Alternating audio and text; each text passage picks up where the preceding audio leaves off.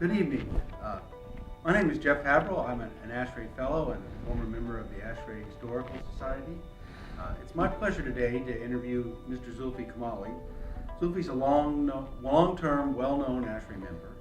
And if you don't mind, Zulfi, I'd like to start by having you give us a brief review of your life and where you're born, your education, and how you got into HVAC business.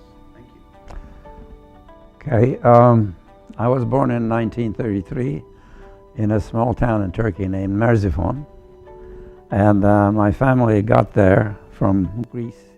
They were some of the original Ottoman Turks that went to Greece in the 14th century, and then they settled there. And then in 1924, there was an exchange of populations after the First World War, and then they moved to Anatolia, and then my father picked the small town Merzifon because they had some exchange lands and properties. And also I think the fact that there was an American missionary college there. So he picked it up so that the capability for their children to have education, was of importance to him. So anyway, I went to primary school there, and then we had a farm and a flour mill, and I spent some time there working in the fields, also working in the flour mill shop, trying to create electrical motors to generate electricity, which never worked. But I learned a lot about electricity. So then I went primary school there in Merzifon, and then in 1949, my father passed away, and we were, before then, moved to Istanbul from Merzifon. I was sent to English high school, a premier school of the time, which had acceptance criteria for both American and European universities. So I went there for 6 years and graduated there with honors.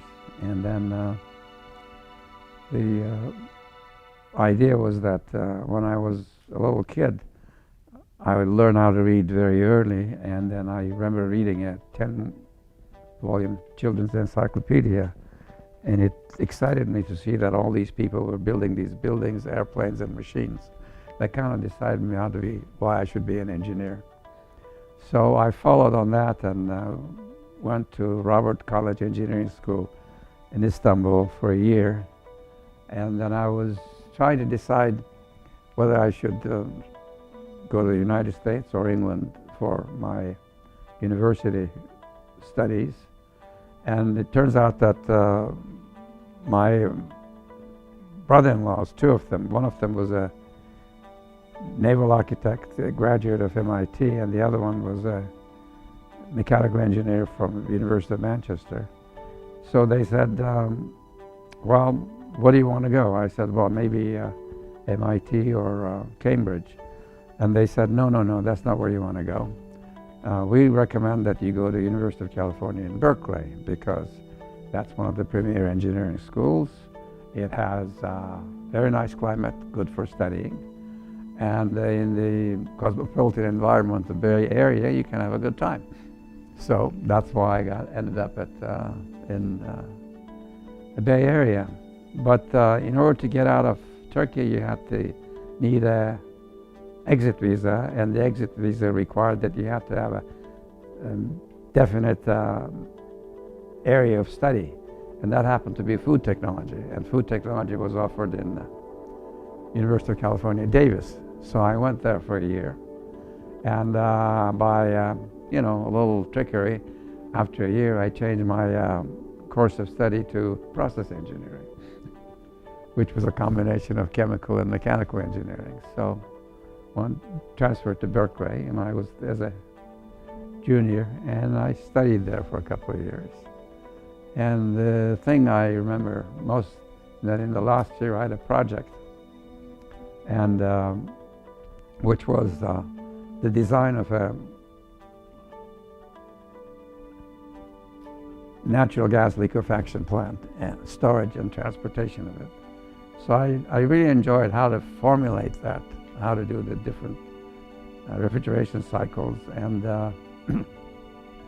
how to optimize the different ways of doing it. So that sort of got me really interested in modeling and simulation. That was sort of a big impetus. Then I graduated from Berkeley with a degree in process engineering, which was 1956? 56. And then I had a one-year work visa, so the opportunities for work for somebody with a one-year visa was limited. So I ended up working for a startup, a small company called Casey and Goodman Associates. They had just started. I was their second employee. So I worked for them for a year, and after a year they ran out of work, so I had to go and work for someplace else. So in the meanwhile, I studied and got my mechanical engineer license from state of California. And I decided that I just really wanted to go to graduate school, and because I wanted to do interesting stuff. And then, so anyway, so I started in Berkeley. And I spent 4 years in Berkeley. It was one of the best times of my life because I was able to work part-time for the consulting firm, make a living, and then take all the courses that I wanted. And I took, I don't know, as many courses as I did in more than my undergraduate degree in graduate school. What sort of classes? Oh, I took hydrodynamics, theoretical hydrodynamics, quantum mechanics, astrophysics, quantum mechanics, as well as the usual courses and all the math that is required to do this kind of thing. So I really enjoyed it. So one of my thesis subjects was on finding the transport properties of liquid metals from a molecular structure point of view. So you look at the structure of the molecules and from all the relationships using quantum mechanics and statistical mechanics, try to find out what those properties were. And the reason for that is, at the time, nuclear reactors were using liquid metals for cooling. And then this was the reason for the interest in that area. So one summer I worked for Bechtel, a nuclear engineering division, and did the modeling for a flow network for the liquid sodium-cooled reactor. That was kind of interesting. And one of my classmates also worked there, and then he ended up being one of the big chiefs in Argonne National Lab. So in any case, at the end of this period, it got to a point that, well, I had met a very pretty Canadian student and married, and we had a son.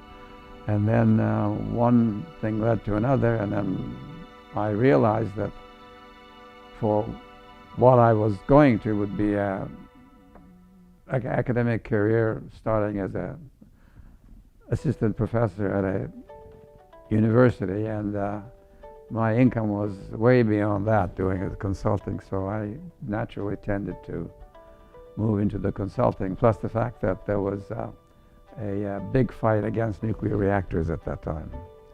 So I moved and went back into consulting and started working on different kinds of problems, you know. How did you first become interested in HVAC, in particular simulating HVAC systems? Well, I didn't take a formal course in HVAC, but in chemical engineering you have unit processes, and unit processes cover all the things that are involved in air conditioning and etc., because you do that for large chemical plants. So, and plus my original interest in the liquefaction plant and the ability to formulate and solve such problems is what got me into it. How did you learn to program? That's kind of interesting because in Berkeley I went to a class in Fortran programming at the time, and I attended 3 lectures and I decided they were too slow. And I just got the manual and started working on that. Yeah, and it just went on. Like one of the things that happened earlier was that we were working on a hospital, and then the hospital had a problem. You had to select 500 heating coils and 60 cooling coils. And then the tradition at the time was that as an engineer, an engineering firm, you did the calculations and you gave the selection of the equipment to the manufacturer. So the manufacturer made the selection of equipment. And typically they were 1 or 2 sizes larger. And my boss at the time, Carl Gutmann, was a Viennese, and he was very open-minded, quite a good engineer. He gave me the latitude. He said, you know, you do what you have to do. So anyway, to select these coils, I created a nomograph so I could just select them. Well, what ended up happening is that the coil sizes were 1 or 2 sizes smaller, and therefore the piping systems were smaller, and therefore the cost of the project was smaller. So, and that led to essentially programming that. And that was my first program, how to select heating and cooling coils. An interesting episode in that, in order to do that, both the nomogram and the program, the manufacturers would not give me any of the heat transfer coefficients of these coils. They thought it was proprietary. Still do? And I said, I'm not going to live with that. So what I did was I reverse engineered from their catalog data and extracted the information and then used it that way. So and there were some other problems that were very nonlinear. For example, how to calculate the the ambient conditions in a hospital room with openable windows in the San Francisco climate. Well, that's sort of a difficult problem to do. So it was difficult to solve that with hand calculators and slide rules. So just writing programs to. Didn't you actually teach computational classes at the University of California? Yeah, at the time there was some interest in computer applications. And then I started teaching a course in computer applications in HVAC. And then I taught that for 2 years. And then Who attended those classes? it was interesting. There was a lot of principals of firms who would attend. Owners of the firm. Owners of the firms. And some of them were my old bosses, which was kind of interesting. So in any case, that always led into some interesting arguments, saying that, you know, from experience they thought it was this, and from a calculation point I would say it was this. From some of the hospital designs, do you remember some of the aspects of the design process and what it is that you ended up solving? The hospitals are probably the most complex buildings that you can build. Kaysen and Gutmann used to do a fair number of hospitals, and they were specialists in that. So once I started my own firm, and I started looking into not only the problem of mechanical engineering systems in a hospital, but also looking at the electrical, looking at the way the layouts were made, and so trying to establish a relationship for design between all the professionals that included in the design of a hospital. So one of the things was that there was a hospital project, a 1,000-bed hospital for military in California. And then we said, well, let's look at what the influence of layout is on all the systems that we're going to design. Yeah. And then, so I got a doctor and some help.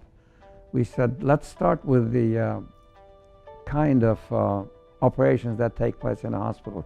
You have so many cases of certain type, and each case requires so many sequential operations before a person comes in and gets out of the hospital.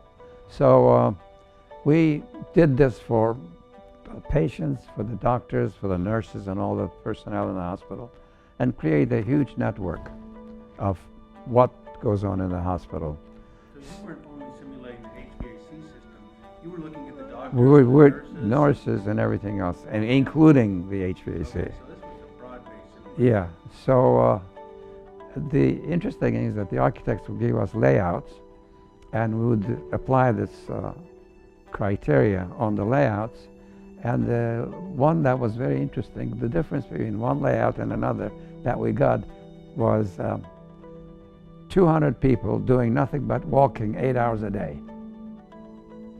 You were able to reduce staff time. Well, 200 people. Yes. Yeah. Wow. So How did the HVAC system designs enter into this? our HVAC system went into it because we were able to reduce the design to modules. And each module had a system. So you broke it down. We broke it down into modules. And then we look at the interconnection between the modules so that we could determine what kind of flows, energy flow, medical gas flow, electricity, and etc., going from one to the other. So that also configured in the design of the hospital layout. Now the firm, this was the consultants computation Yes, bureau? yes. Okay, so that was your private firm. That was my private firm that I formed in 1967. And didn't ASHRAE have procedures for doing this? Why didn't you use the ASHRAE procedures? Well, ASHRAE procedures at the time were kind of primitive. So tabulated values. Tabulated values in which you got in and etc. And it wasn't very satisfactory. I mean, you could do a quick calculation, but you couldn't do annual stuff easily, and other than using the bin method, which I did not think was very efficient. But in any case, what happened is that I was interested in transform techniques. That means that the building, Solving the differential. has an input which is diurnal, which is daily cycles, and then the people come in and go out. They're all based on cycles. Therefore, you can use the cyclic approach to solving the problem. So at the time, I had met a gentleman who discovered the fast Fourier transform by the name of Gordon Sandy. And then he gave me all the very interesting routines for making fast Fourier calculations, and that I could apply to annual weather data or small amounts of weather data or other kinds of solutions. In any case, I thought this was good, and I would try to get interest from ASHRAE to see if they would be. So how did you communicate this back? Well, I sent a letter to then Task Group of Energy Requirements. And who was that? Task Group on Energy Requirements. A particular person? Well, I sent it to the group, and then I got a response from Metin Lokmanakim. Lokmanakim. He's the one that developed the post office program later. And so he said, well, they asked me to call you because you sent a letter and they didn't understand. They wanted me to talk to you. So he had to interpret. They sent one clerk to interpret it. Yes. So that was kind of interesting. So I went to the task group meetings several times, but the task group was run by Mr. Tal, who was the past president of the society. He didn't want another young Turk in the group. Too many Turks in the So about this time you met Tamami Kasuda at yeah. the National Bureau of Standards. Yes. Can you tell us about him? And he, well, Kasuda was interested in my approach, and that he said, hey, why don't you come to NBS? And I went there for a summer. It was interesting. The family went to Europe, and then I thought this was a good idea. I could just spend some time in Washington, D.C. And he and I had a good time playing with their high-speed computer at the time. And then we did some work on weather data, and then how to simplify weather data and how to apply this. And we published a couple of papers. But something very interesting happened there.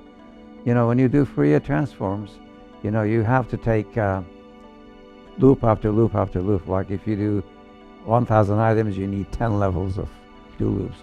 If you do a yearly thing, you need about 15. Well, their Fortran compiler wouldn't do loops that deep. So we had to find out why it wasn't working. And then there was a gentleman who did this. And then, so that was an interesting, simplified. No, just to make the machine work. To get the loops. Just to make loops to work. So anyway, I like Kusuda. I really enjoyed working with him. I'm sorry he was hit by a truck and died in an accident, but he was a major contributor to ASHRAE. So in any case, after that, I applied this hospital thing to other hospitals, and then in the meanwhile, the post office program, there were two requests for proposals from the post office. This was about 1969, I believe, or 68, something like that. And I responded to both, and then the Metin's group got the programming part, and we were called in to do the part where we would actually instrument a building and find that the results of the computer program was accurate. So we somehow went to Washington, D.C., were interviewed, but then somehow or another we didn't get it, even though the interview went very well, partly because my partner, Carl Gutman, was a Viennese and I was a Turk. At the time, the Israelis and the Arabs were having a fight. They thought that would carry the fight into the firm, therefore we would consider the risk. So it was that kind of a thinking going on at that time. So in any case, yeah. So the post office program was published about a year and a half later, I think early 1970. And I took the program and took a look at it. It had several difficulties in that in order to run a building in it, you had to dimension all the variables in it that would fit that building. So therefore, you had to recompile the program for each building. So that certainly wasn't satisfactory, plus the fact that it was written in a unusual style in that they had very, very long routines, like 1,000 or more lines at a time. Very cumbersome. So I recall splitting it up into about 17 different parts and then separate all the variables. And then in order to overcome that sizing problem, I just made a linear list, put all the variables in the list, and then put pointers to it. And that way I had to make one change in the variables to fit whatever problem that you had. So, and we added additional systems to it. There wasn't much. And we also had a plant section to it. And in the meanwhile, I was doing a lot of work with Bentley engineers, looking at total energy plants and cogeneration that's required for groups of buildings or building complexes. And I worked on that for about a couple of years and came up with a extensive report on how to design such things and how to arrive at optimal designs and optimal operations. Cogeneration systems. And then that became a project that I got about 8 years later, a big project from Argonne National Lab on community systems and how integrated, yeah, that one. So in any case, while we were doing this, then one day there was a program that Art Rosenfeld, who was at LBL, and had a three-day conference. That was the summer study in That's 75? yeah, in 1975. So I attended this conference, and it was very interesting. There were lots of people. Most of them were trying to find out what was going on, and some of them had done some work on it. So I remember asking a few questions the first day. The second day, for some reason, the questions were pointed at me. And the third day, I was answering all the questions. So at the end of this conference, Art came to me, he says, "You seem to know something about this business. So why don't we raise some money and get a program?" So Art managed to raise $500,000 from ERDA, which is Energy Research and Development Administration. So that was the beginning of the predecessor, predecessor of DOE and the California Energy Commission, and that was the CalORDA program. So we started in 1976.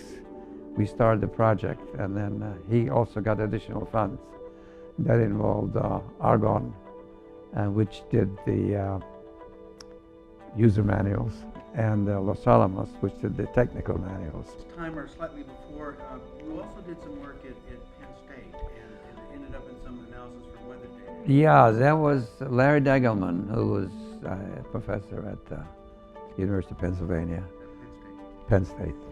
Anyway, sorry for the That's all right. confusion. They make the same problem. Yeah. And so he said, Zulfi, let's see if we can get some National Science Foundation funds. So I think he got about $150,000 at that time. So I was a consultant to their group, and we just basically produced a report how weather data could be used in energy calculations and how it could be. What's the new twist on that you were working on? The basic thing is that everybody was trying to use hourly weather data, 8,760 units, and plus, 5 or 6 variables. And I didn't think it was necessary to have that, but what one can do by simply analyzing the cyclic nature of the weather data, you could actually create weather data much shorter. You can synthesize it, which have identical statistical properties, maxima, minima, and you could do it in approximately 1/5 the time or 1/10 the time. So to the come hourly up with. weather files weren't always available at that time. Well, they weren't available for every other place, and you could create weather data. Yeah, this was one. So then I got a project from the Weather Data Committee from ASHRAE to select typical year data from 10-year or 20-year or 30-year data. So I started that project, but they didn't want me to use synthetic data. They just wanted to use actual data, real data. So they wanted me to select it month by month. I did the selection month by month. And then what happens is that the endpoints, because the months were selected from different areas, didn't match. So they said, well, that's not good enough. I said, well, I could smooth all that, make all that. And the answer was that you had to be a certified meteorologist to make that match. So So did you get your certificate in meteorology? no. There were 2 meteorologists from the Army Corps of Engineers, and they were adamant that engineers knew nothing about weather data, therefore they couldn't do it. So anyway, so we passed that hurdle, and passed the DOE 2 project. Yeah, the Keller to DOE. Yeah, that one. What was innovative about that at the time?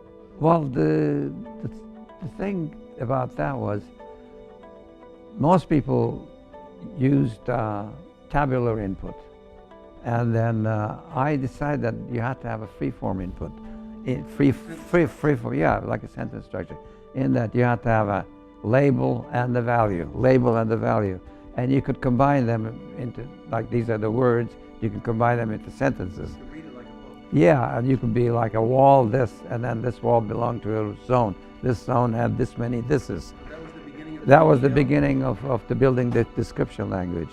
And the fact was that you could actually, using this language, not only create the input, but you could create input for as much complexity as you wanted. Yeah, and also you could create essentially a building by combining them together. You didn't have to recompile the program or anything like that. So this was a separate compiler to create the input for the program. Very interesting. Yeah. And how did this figure in with some of the work you did for the U.S. Army Corps of Engineers on the BLAST program? The BLAST program, we were to some degree competing with the BLAST program at the time.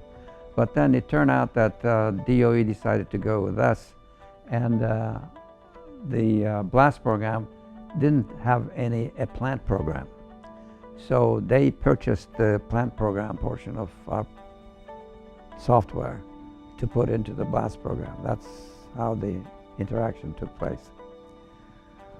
So by 1980, our work was done at Lawrence Berkeley Lab, and then they decided to take over the work, so which was a little surprise to us. But anyway, I was looking to do other things, and one of the things that happened in the meanwhile was California Energy Commission was putting together an energy conservation code for the state called Title 24, and I was on the advisory committee on that.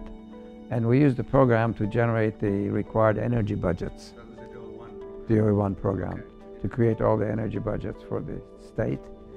And then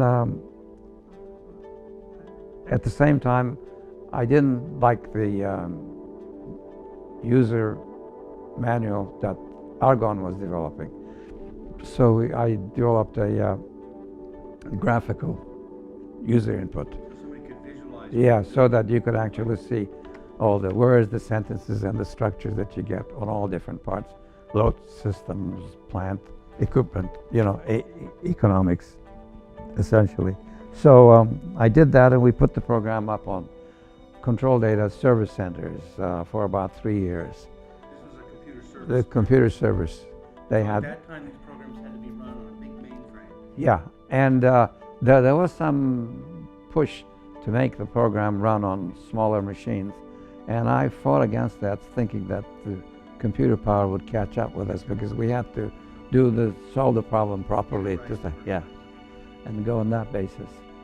Then I was looking for a project or projects to take these programs and apply them into actual running of buildings.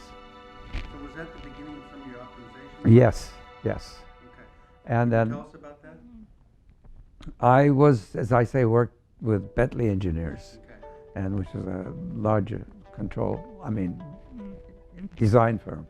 And they had designed the Embarcadero Center in San Francisco, which is a 4 high-rise complex.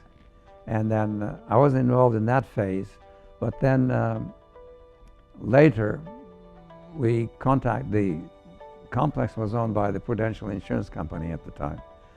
And then I talked to the chief engineer and then told him that they were going to get a new EMCS system. One of the things I could do was get a new EMCS system and at the same time use the system to run the buildings optimally. So you ran the Yeah. simulation at the same time as the building was being controlled. The whole idea was that I could simulate the building operation, make a model, and use that model to send it to the EMCS system and have the EMCS system meet the requirements I Give the created. signals back to the Yeah. controls. So therefore it was a predictive control scheme. So we What sort of barriers did you have on that? oh, you name it. The person who was the chief engineer for the building didn't want to have anything to do with us. He wanted to select his own EMCS vendor, and we had a different one in mind. And then he fought us all. By this time, the Prudential engineer decided that he was going to go with us, and the guy was still objecting to it, and they had to put him to the side, so they put somebody new to work with us. So anyway, that was one area. And the other one was, at the time, large control companies, Honeywell, Johnson, etc., were the ones who had EMCS systems that were in these buildings. So the bids that they got from these firms were way high, but then they only measured temperatures and some simple things, but they did not measure flows. In order to do optimization in building, you have to be able to measure energy consumed, not just at the meter, but at different places in the building. So none of their bids included such measurements. So I selected a local EMCS contractor or manufacturer, and they had adequate capabilities, and they were willing to work with us and to add additional capabilities so that we could exchange information with their computers. So that was the first one, how to get the information in and out with the EMCS system and getting into the modeling scheme that we had. We used Sun 2 workstations for each building to do the optimization calculation. Yes, we published a couple of papers on those.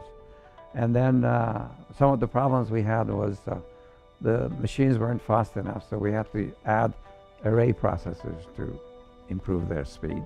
To catch up with the. Yeah, Okay. exactly. Between zones. Yeah.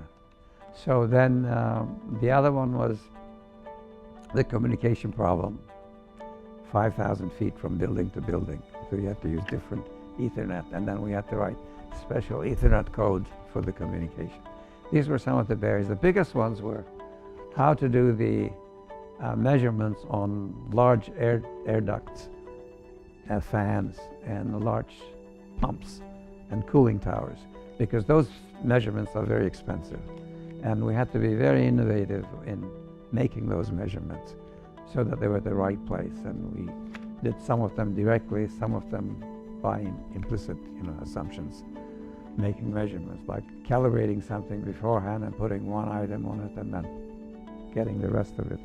So those were some of the big ones, but it was a very successful project in the sense that it took a couple of $1 million in 2 years, and then we were able to save a significant amount of energy to justify it. Yes, controlling the building better. So this, I believe, was the first application of optimal operation in a building of this size in the United States. So. What are you currently working on? Any new ideas? Yes. They never stop. And well, one of the new ideas is that you have all these people making thousands of runs, either for optimization, for finding certain features of buildings and building complexes. And then if you take a building and a building has maybe 30 parameters, the number of runs to cover the search spaces in the trillions. So there's no way you can arrive at some kind of a solution. So one of the things I was working on and looking these days is, one, you can reduce the dimensional space by a factor of 3 or 5 or more by looking at combination of variables, especially the kind of variables you see in heat transfer, like Reynolds number and Prandtl number, and etc. Some combination of variables still represent, the relationships in a building. So there's one, and the other one is something called gauge theory that physicists use, where you look at systems where the force relations between the units or components are many orders of magnitude large. They can look at gravitation, which is very weak, versus molecular forces, which is next, then nuclear forces, which are much. So there's huge, maybe 10 or 20 orders of magnitude in these. So the point is that this allows a rational way of making comparisons among different kinds of buildings. If you look at buildings from high rises to a residence, so you have this large. So combining the reduction in dimensions with this, I think, might give a very interesting and compact relationship. So that's one area I'm working on. And another area is in graph theory. That means I'm always interested in being able to create the shape of a building, okay? And having the shape related to the equations in which you are making the calculations. So there's an inverse and direct relationship in things like this. And some of the ideas that come across is, you have in crystallography, where you have these atoms at different places, and then they have different formulations. And some of these formulations are such that each term in the series represents a shape of one sort or another. So this some kind of a interesting idea that you can write equations and create building shapes. So, and then also use the same thing for doing the calculations. And plus the fact that you can use that optimization, because while you're doing the calculation, you can change shapes. So it's a fascinating idea. So anyway, this is another area I'm looking at. And in the meanwhile, I'm looking at the current calculations, since I did the DO2 and the DO1 CalORDA, and then there's the current Energy Plus, and there's a vast difference in speed between these two programs. And for some reason, Energy Plus runs very slow. That's some conversion. Yeah, and I call it the product of the iteration school. In Energy Plus, there's about 5 or more layers of iteration. People don't solve the problem, and then they solve it by iteration. And then in Calorda and etc., my instruction to my people was that you take a formula and you have to tell me whether it's a linear or nonlinear or it's n square, n to the order, or exponential. You have to tell me how many operations it takes to solve it. Until you do that, you can't put a single line of code. So that was the basis. So that's why it runs so much faster. Any final words of advice for your fellow ASHRAE members? Any final thoughts? I do. Why does it take so long to get things done? Last night I went to a conference, to a meeting at IBIPSA, and then people came up representing how the energy analysis should be done on buildings. And my attitude was that in my office in 1980, my scope of services I offered to my clients was the same. That was 35 years ago. And then, but usually things take typically 10 to 20 years to percolate. And ASHRAE has a lot of young people, bright people, and this process has to be speeded up. And I find that very difficult to accept. Well, Zulfi, I want to say that I've enjoyed this very much. And I want to thank you for your time and your efforts and your service to ASHRAE over the years. Thank you, So- and it was a pleasure.